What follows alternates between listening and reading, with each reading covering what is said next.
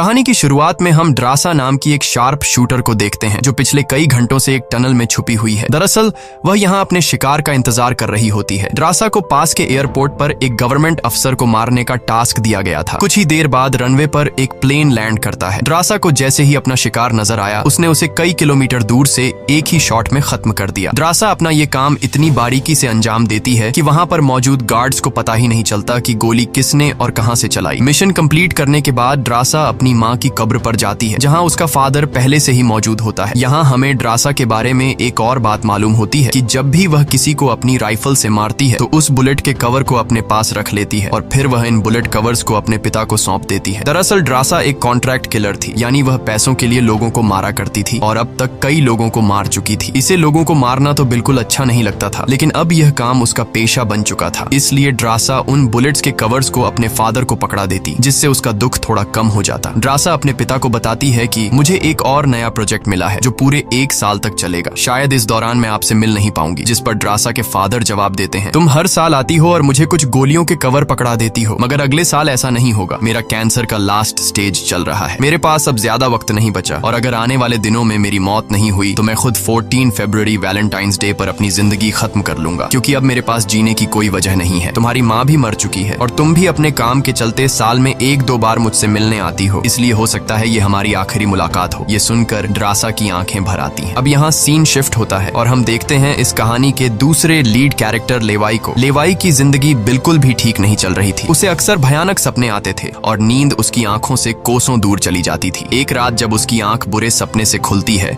तो लेवाई अपने घर से बाहर निकलकर समुद्र के किनारे पर आता है। यहाँ उसे थोड़ा बेहतर महसूस होता है और वह अपनी डायरी में कुछ लिखने लगता है। तभी लेवाई को अचानक उसके फोन पर एक मैसेज आता है। उस मैसेज में उसे एक एड्रेस दिया गया होता है जहाँ उसे जल्द से जल्द पहुंचने का कहा गया होता है। लेवाई बिना वक्त गंवाए एक मिलिट्री बेस पर पहुंचता है और वहाँ उसकी मुलाकात होती है एक लेडी ऑफिसर से जिसका नाम बार्तो है। बातचीत के दौरान हमें पता चलता है कि लेवाई कोई आम इंसान नहीं बल्कि एक आर्मी ऑफिसर था, लेकिन अब वह रिटायर हो चुका है। और सिर्फ इतना ही नहीं, वह एक डेडली स्नाइपर भी रह चुका है। वह अब तक 200 से भी ज्यादा लोगों को स्नाइपिंग से मार चुका है। बार्तो लेवाई से कहती है, मैं तुम्हें एक मिशन पर भेजना चाहती हूँ क्योंकि तुम एक बहुत ही अच्छे स्नाइपर हो और ये सिर्फ तुम ही कर सकते हो। लेकिन मिशन पर भेजने से पहले बार्तो लेवाई से एक बहुत ही जरूरी सवाल पूछती है, अगर तुम इस मिशन पर गए तो क्या तुम्हें याद करने वाला पीछे कोई है? ये बात सुनकर लेवाई को कुछ अजीब लगने लगता है, लेकिन फिर वह जवाब देता है, नहीं, मेरा इस दुनिया में अब कोई भी अपना नहीं है। ये सुनकर वो लेडी लेवाई से कहती है, तुम तैयारी कर लो, कुछ घंटे बाद तुम्हें उस मिशन पर भेजा जाएगा और वहाँ तुम्हें 1 साल के लिए रहना है। इसके बाद लेवाई को बेहोश कर दिया जाता है और जब उसकी आंख खुलती है तो वह अपने आप को एक एरोप्लेन में पाता है। लेवाई कुछ समझ नहीं पाता कि आखिर उसे कहाँ ले जाया जा रहा है और उसे किस तरह का मिशन सौंपा गया है। इसलिए लेवाई वहाँ पर मौजूद एक सोल्जर से पूछता है, मुझे कहाँ ले जाया जा रहा है? लेकिन वह सोल्जर लेवाई की इस बात का कोई जवाब नहीं देता, बस इतना कहता है, अपना आईडी और वॉच हमें दे दो, ये सब तुम्हें तब वापस मिलेगा जब तुम्हारा मिशन पूरा हो जाएगा। थोड़ी देर बाद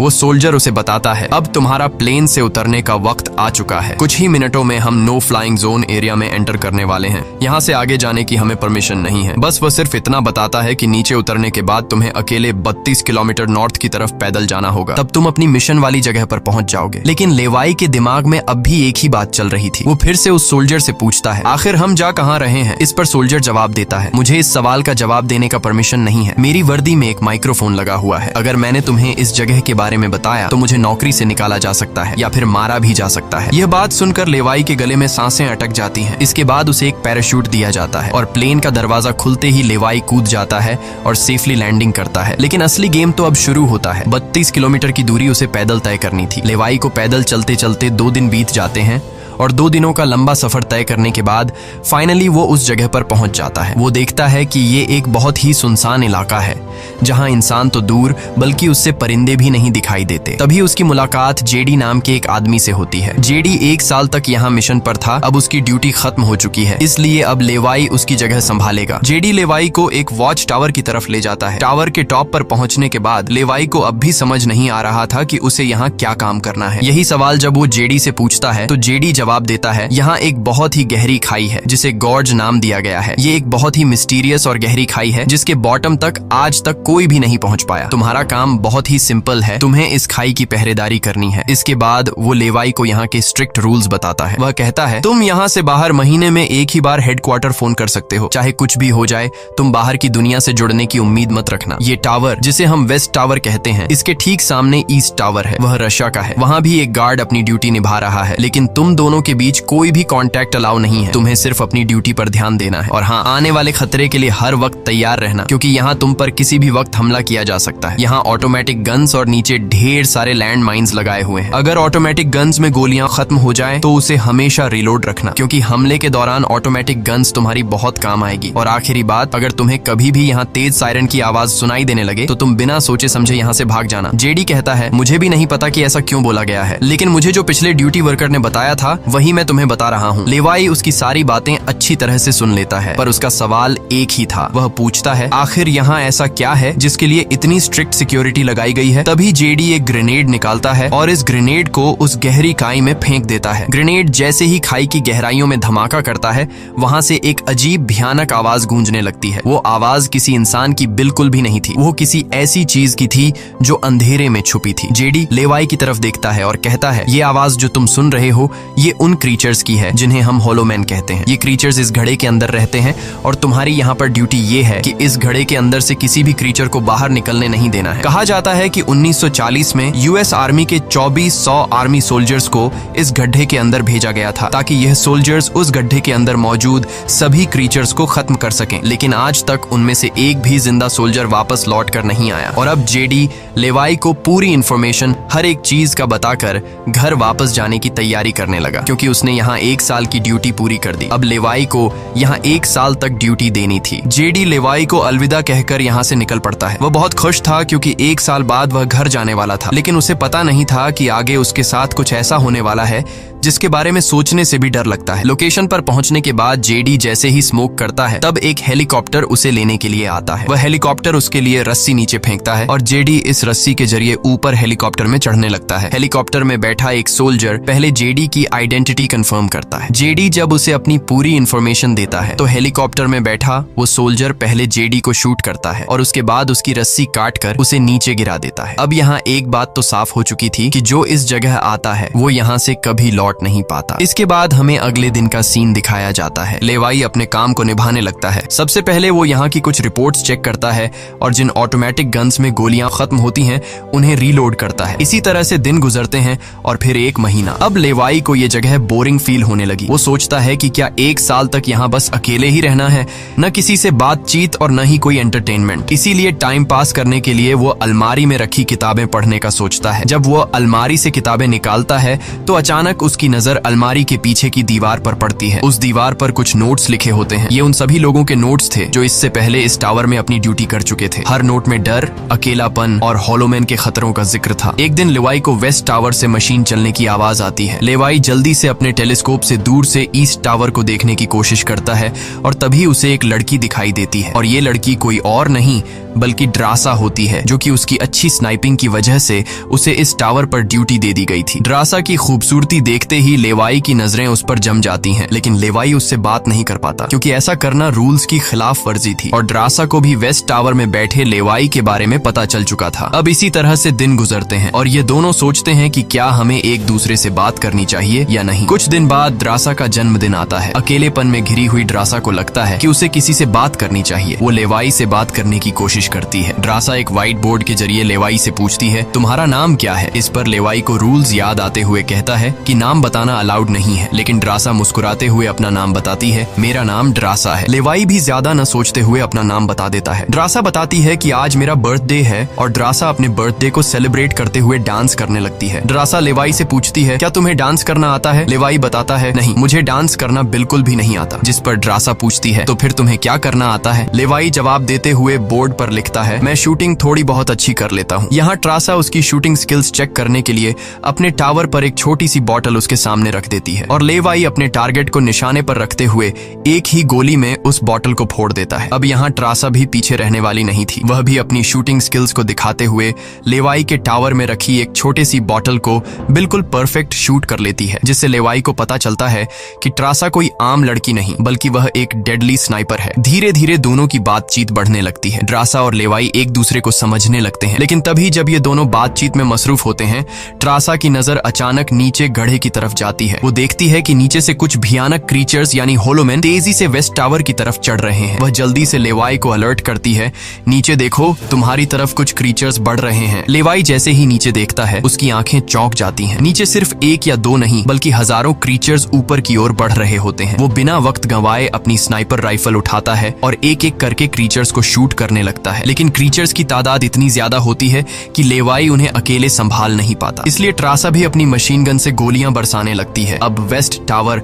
यानी ट्रासा की तरफ भी क्रीचर्स बढ़ने लगे। ये दोनों अपनी अपनी साइड से इन क्रीचर्स को मारने लगते हैं। लेकिन तभी लेवाई देखता है कि एक क्रीचर ऊपर ट्रासा के टावर तक पहुंच चुका है और वह क्रीचर जैसे ही ट्रासा पर हमला करने वाला होता है तो लेवाई ईस्ट टावर से अपनी जबरदस्त स्नाइपिंग स्किल्स का इस्तेमाल करते हुए उस क्रीचर को मार गिराता है। अब लेवाई और ट्रासा दोनों को एहसास हो जाता है कि इस खतरनाक जगह में अगर जिंदा रहना है तो उन्हें मिलकर लड़ना होगा। सब कुछ संभालने के बाद ट्रासा बताती है, ये मेरी लाइफ का सबसे बेस्ट बर्थडे था। अगली सुबह लेवाई नीचे लगी लैंड माइंस को ठीक करता है और ऑटोमेटिक गन को रीलोड करता है। तभी अचानक खाई के अंदर से एक ड्रोन निकलता है। वो ड्रोन कुछ सेकंड्स तक लेवाई की तरफ देखता है। ड्रोन अजीब तरीके से स्कैन करता है। ये देखकर लेवाई हैरान रह जाता है और उसे कुछ समझ नहीं आता कि ये ड्रोन क्यों और किसके लिए भेजा गया था। इस तरह से दिन गुजरते हैं और फिर महीने। इन दोनों की आपस में दोस्ती होने के बाद अब उनके दिन अच्छे गुजर रहे थे और अब उन्हें अकेलापन बिल्कुल भी महसूस नहीं होता था। पर एक दिन ट्रासा बहुत ज्यादा सैड होती है क्योंकि आज 14 फेब था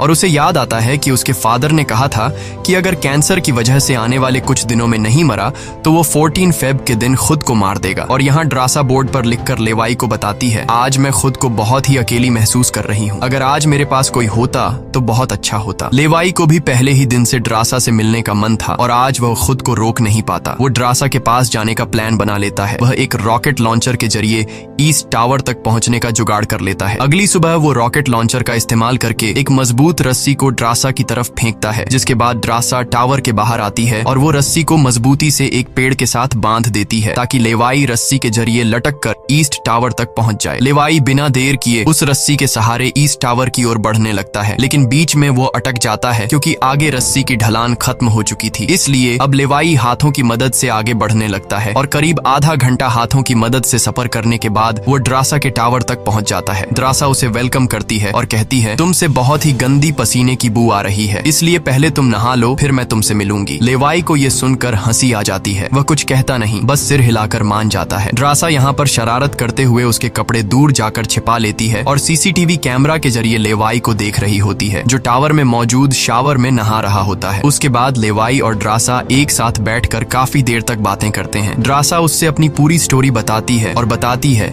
कि अब इस दुनिया में मेरा कोई नहीं रहा, सिर्फ मेरे फादर जिंदा बचे थे, पर कल के दिन उसने भी खुद को मार दिया होगा। यहाँ लेवाई भी ट्रासा को रात में आने वाले भयानक सपने और अपने उन दिनों के किस्से सुनाता है जब वो यूएस आर्मी में था। इस तरह से बातें करते करते रात हो जाती है। ट्रासा यहाँ एक सॉफ्ट म्यूजिक लगा लेती है। ये दोनों म्यूजिक की धुन पर डांस करने लगते हैं। इसी डांस के दौरान वो एक दूसरे के करीब आने लगते हैं और उनके बीच रोमांस होने लगता है। कुछ देर बाद लेवाई ट्रासा की तरफ देखकर एक मुस्कान के साथ कहता है, मैंने तुम्हारे लिए एक शायरी लिखी है, जब हम यहाँ से निकलेंगे तभी मैं तुम्हें वो शायरी दूंगा। अगले दिन लेवाई को वापस अपने वेस्ट टावर लौटना था। वह ट्रासा को अलविदा कहता है और रस्सी के सहारे वेस्ट टावर की तरफ चलना शुरू कर देता है। ट्रासा भी उसे जाते हुए देखती रहती है, लेकिन तभी हम देखते हैं कि कुछ क्रीचर्स ऊपर टावर की तरफ बढ़ रहे हैं, जिनमें से एक क्रीचर वहां लगे लैंड माइन से टकरा जाता है और एक जोरदार धमाका होता है। लैंड माइन के फटने से जो उसके लोहे के पार्ट्स हवा में उड़ जाते हैं, उनमें से एक पार्ट रस्सी से टकरा जाता है, जिससे रस्सी टूट जाती है और वो तेजी से उस खाई में गिर जाता है। लेवाई को गिरते देखकर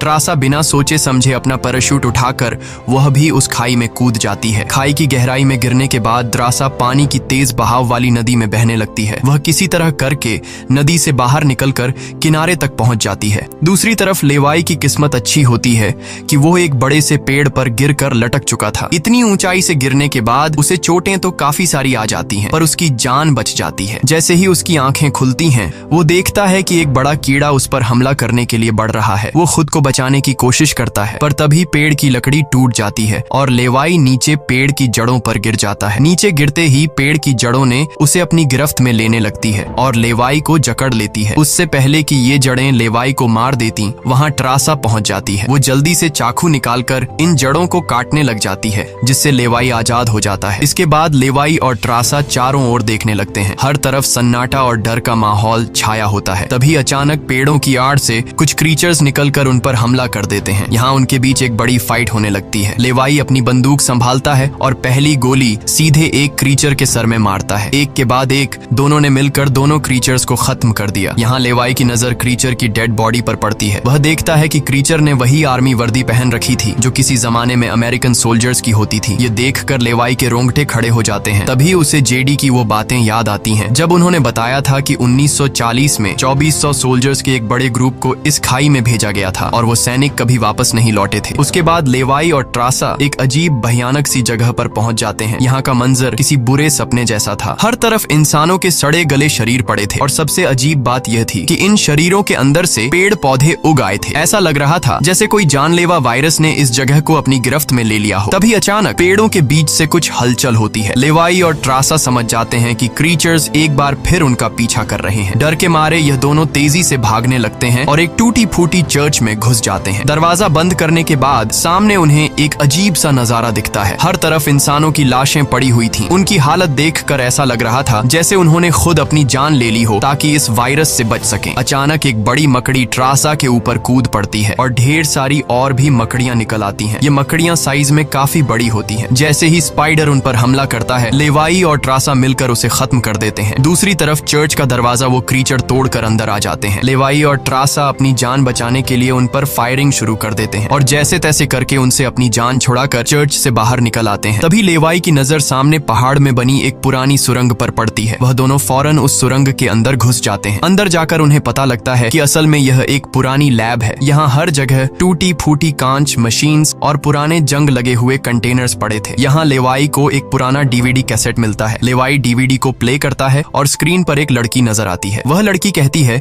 कि हम लोग यहाँ एक सीक्रेट केमिकल मिसाइल प्रोजेक्ट पर काम कर रहे थे। हमारे साथ सैकड़ों साइंटिस्ट थे, पर एक दिन यहाँ भूकंप आया। भूकंप के तेज झटके से मिसाइल की केमिकल लीक हो गई। जहरीला केमिकल हवा में मिलने लगा। कुछ ही घंटों में लोग वायरस से इन्फेक्ट होने लगे। वह लड़की अपना पेट दिखाते हुए बताती है कि मैं भी इन्फेक्टेड हूँ। हालांकि हमने मिलिट्री को सब कुछ बताया। हमने उनसे कहा कि इस पूरे इलाके को बॉम्बिंग करके तबाह कर दिया जाए ताकि इन्फेक्शन और फैल न सके, लेकिन उन्होंने हमारी बात नहीं सुनी। इस वीडियो को देखने के बाद लेवाई को वहाँ एक नए जमाने का कंप्यूटर मिलता है। लेवाई को समझ नहीं आता कि इस जगह में आज के दौर का कंप्यूटर कैसे रखा गया है। लेवाई उसे ऑन करता है और उसमें मौजूद जानकारी को देखकर एकदम सुन रह जाता है। उसे डार्क लेक नाम की एक कंपनी के बारे में पता चलता है जो पैरामिलिट्री बनाने का काम करती है। ये कंपनी यहाँ से इन्फेक्टेड लोगों के सैंपल्स इकट्ठा करके अपने कंट्री के सोल्जर्स को सुपर सोल्जर्स में कन्वर्ट करने के लिए उन पर एक्सपेरिमेंट करती है। यही वजह है कि कोई भी देश इस जगह को मिटाना नहीं चाहता। इसके अलावा लेवाई को यह भी पता चलता है कि यह जो खाई है यहाँ पर एक बहुत ही बड़ा मिसाइल है जिसकी एक्टिवेशन पर जब वो फटेगा तो 4.2 किलोमीटर की लंबाई में सब कुछ मिटा देगा। लेवाई और ट्रासा ये सारा राज समझ जाते हैं। उन्हें पता चल जाता है कि जिस लेडी बार्तो ने उन्हें यहाँ भेजा था वही इस जगह की ओनर है और वो इस जगह का गलत इस्तेमाल कर रही है। और इस जगह को सीक्रेट रखने के लिए लेडी बार्तो हमेशा ऐसे इंसान को यहाँ पर ड्यूटी के लिए चुनती थी जिसका पीछे कोई पूछने वाला नहीं हो, और उस इंसान को यहाँ साल भर ड्यूटी करने के बाद मार दिया जाता, जिस तरह से जेडी को मार दिया गया था ताकि वो बाहर आकर दुनिया को इस जगह के बारे में नहीं बता सके। ये सब जानने के बाद जैसे ही ये दोनों वहाँ से निकलते हैं तभी एक घुड़सवार क्रीचर ट्रासा को रस्सी से जकड़कर अपने साथ ले जाता है। लेवाई ट्रासा की तलाश में यहाँ वहाँ भटकता है लेकिन उसे ट्रासा कहीं दिखाई नहीं दे रही थी। तभी लेवाई एक ऐसी जगह पर पहुँचता है जहाँ एक बड़ी मिसाइल रखी हुई थी। ये वही मिसाइल थी जिसके बारे में डार्क लेक कंपनी के कंप्यूटर से लेवाई को जानकारी मिली थी। लेवाई को सब कुछ साफ समझ आ चुका था। असल में वॉच टावर में पहले रह चुके लोग जब यह कहते थे कि अगर सायरन की आवाज सुनाई दे तो जितनी जल्दी हो सके यहाँ से भाग जाना चाहिए, वो दरअसल इस मिसाइल की ही बात कर रहे थे। दूसरी तरफ ट्रासा अब उस क्रीचर के कब्जे में थी। ट्रासा खुद को छुड़ाने की कोशिश करती है और जैसे तैसे करके वो खुद को छुड़ा लेती है। आजाद होते ही ट्रासा और क्रीचर के बीच फाइट छिड़ जाती है। लेवाई भी ट्रासा को ढूंढते ढूंढते वहां पहुंच जाता है और वह भी फौरन क्रीचर पर हमला कर देता है और ये दोनों मिलकर उसे आग लगाकर जला देते हैं। और अब बारी आती है इन लोगों की यहाँ से निकलने की, मगर आगे का रास्ता और भी ज्यादा मुश्किल था। जैसे ही लेवाई और ट्रासा आगे बढ़ते हैं, सामने एक खतरनाक इलाका आता है जहां से निकलना एक बहुत ही बड़ा चैलेंज था। यहाँ इंसान और पौधे आपस में पूरी तरह से जुड़े हुए थे, जैसे कि वह किसी खतरनाक एक्सपेरिमेंट का नतीजा हो। खैर, ये लोग हर कदम को संभाल कर रखते हुए आगे बढ़ते हैं कि तभी ट्रासा का पैर फिसल जाता है, जिससे ये पौधे एक्टिवेट हो जाते हैं। वो ट्रासा को जकड़ लेते हैं, लेकिन यहाँ लेवाई हिम्मत दिखाते हुए आगे बढ़ता है और अपनी पूरी ताकत से ट्रासा को छुड़ा लेता है। वह बॉम्ब का इस्तेमाल करके वहां के पूरे प्लांट सिस्टम को उड़ा देता है। लेवाई ट्रासा को लेकर वहां से बाहर निकल आता है। थोड़ा सा आगे चलने के बाद उन्हें एक गैराज नजर आता है जहां पर एक गाड़ी खड़ी होती है। ये दोनों जल्दी से उस गाड़ी में बैठ जाते हैं और उस जगह से निकलने की कोशिश करने लगते हैं। आखिरकार कुछ दूरी तय करने के बाद उन्हें एक रस्सी नजर आती है जो ऊपर वॉच टावर तक जाती थी, लेकिन अब वो क्रीचर्स भी उनका पीछा करते हुए वहां तक पहुंच चुके थे। अब यहाँ रस्सी को हाथों से पकड़कर ये लोग अगर ऊपर चढ़ते तो ये क्रीचर्स इन्हें मार देते। इसलिए लेवाई समझदारी से काम लेते हुए जीप को रस्सी से बांधकर ऊपर चढ़ने लगते हैं। ये लोग जीप को इसलिए रस्सी से बांध लेते हैं ताकि ये दोनों जीप में बैठकर उनके हाथ क्रीचर्स के साथ लड़ने के लिए फ्री हों। वो क्रीचर्स उन पर हमला करते हैं और यहाँ उनके बीच एक बड़ी फाइट होती है, लेकिन वो क्रीचर्स तादाद में काफी ज्यादा थे, इसलिए वो इन पर भारी पड़ रहे थे। यहाँ लेवाई के दिमाग में एक आइडिया आता है। वह जीप की पेट्रोल टैंक इन क्रीचर्स पर लीक कर देता है, जिससे निकलने वाले तेल को आग लगाकर उन सभी क्रीचर्स को जला देता है और आखिर में ये लोग उस जीप की रस्सी काट कर उसे नीचे छोड़ देते हैं, जिससे वो सभी क्रीचर्स मारे जाते हैं। इस तरह से ये लोग फाइनली ऊपर चढ़ने में कामयाब हो जाते हैं। अब इन दोनों को पता चल चुका था कि अगर ये दोनों यहाँ साल भर ड्यूटी कर भी लें तब भी आखिर में इन दोनों को मार दिया जाएगा। इसलिए अब ये दोनों एक बड़ा फैसला करते हैं कि अब वो इस जगह की रक्षा नहीं करेंगे बल्कि इस जगह को तबाह कर देंगे, ताकि इनकी तरह कोई दूसरा सोल्जर यहाँ पर न फंस सके और इस जगह का गलत इस्तेमाल बंद हो जाए। ये सब करने के बाद ये दोनों यहाँ से दूर जाकर एक नई जिंदगी की शुरुआत करेंगे। यहाँ ट्रासा कहती है, मेरे पास फ्रांस में छुपने के लिए एक जगह है, हम वहाँ जाकर शादी करेंगे और आगे की जिंदगी वहीं पर बिताएंगे। लेवाई ट्रासा की बात मान जाता है और अब वह कहता है, मुझे वापस अपने टावर पर जाना होगा। मैं वहाँ जाकर टावर में एक बॉम्ब फिट करूंगा और साथ ही इस मिसाइल को भी एक्टिवेट कर दूंगा, जिससे यह पूरी जगह तबाह हो जाएगी। जिसके बाद लेवाई रस्सी की मदद से अपने टावर तक पहुंच जाता है। इस बीच लेडी बार्तो लेवाई से कांटेक्ट करती है और सवाल करती है, क्या तुम इस गड्ढे के अंदर गए थे क्योंकि किसी ने हमारे कंप्यूटर को ऑन किया है। लेवाई यहाँ पर झूठ बोलकर बताता है, नहीं, मैं वहाँ नहीं गया था। लेकिन बार्तो जानती है कि लेवाई झूठ बोल रहा है। उन्होंने सिक्योरिटी कैमरास में सब कुछ देख लिया था कि लेवाई और ट्रासा दोनों गड्ढे के अंदर गए थे। फिर भी वो अपनी बात को आगे बढ़ाते हुए कहती है, अगर तुम नहीं गए तो फिर जाहिर सी बात है कि यह सारा काम उस वेस्ट टावर वाले गार्ड का है। तुम एक काम करो कि उस वेस्ट टावर वाले इंसान यानी ट्रासा को मार दो क्योंकि उसने रूल तोड़ा है। यहाँ लेवाई हाँ तो बोल देता है, लेकिन बार्तो को पता चल चुका था कि यह उसे नहीं मारेगा और वह समझ चुकी थी कि ये दोनों अब यहाँ से भागने वाले हैं और बाहर जाकर दुनिया को इस जगह के बारे में बता देंगे। इसीलिए वह खुद हेलीकॉप्टर में यहाँ पहुँचती है, लेकिन बार्तो के पहुँचने से पहले ये दोनों अपनी पूरी तैयारी कर चुके थे। लेवाई टावर से काफी दूर जाकर अपनी लाइफ का सबसे लंबा शॉट लेता है और सीधा उस टावर पर गोली मारता है जो सीधा नीचे मिसाइल से कनेक्ट था, जिससे एक तेज सायरन बजने लगता है। अब उनके पास टाइम कम था। ये दोनों तेजी से भागने लगते हैं क्योंकि जब मिसाइल फटेगी तो वह 4.2 किलोमीटर के एरिया को तबाह कर देगी। लेवाई और ट्रासा दोनों पूरी ताकत से जंगल की ओर भागने लगते हैं। ट्रासा अपनी जान बचाते हुए उस जगह से काफी दूर निकल जाती है, लेकिन लेवाई के पैर में चोट आई थी जिससे वह तेज नहीं भाग सकता था। दूसरी तरफ बार्तो को भी यह समझ आ चुका था कि जल्द ही मिसाइल ब्लास्ट होने वाला है। ठीक इसी वक्त मिसाइल एक्टिवेट हो जाती है और एक बहुत ही बड़ा धमाका होता है जिससे पूरी खाई तबाह होने लगती है। ये ब्लास्ट इतना भयानक था कि उसके लपटने और झटके दूर तक फैल गए, जिसमें बार्तो का हेलीकॉप्टर भी उस धमाके की चपेट में आ जाता है और वह वहीं मारी जाती है। ट्रासा ने तो 4.2 किलोमीटर का फासला तय कर लिया था, लेकिन लेवाई उस धमाके की लपेट में आ जाता है और धमाके से आने वाली तेज हवा उसे पानी में गिरा देती है। दूसरी तरफ खाई में सभी क्रीचर्स मारे जाते हैं। अब सिर्फ ट्रासा उस धमाके में जिंदा बच गई थी और वह एक ऊंची जगह पर खड़ी होकर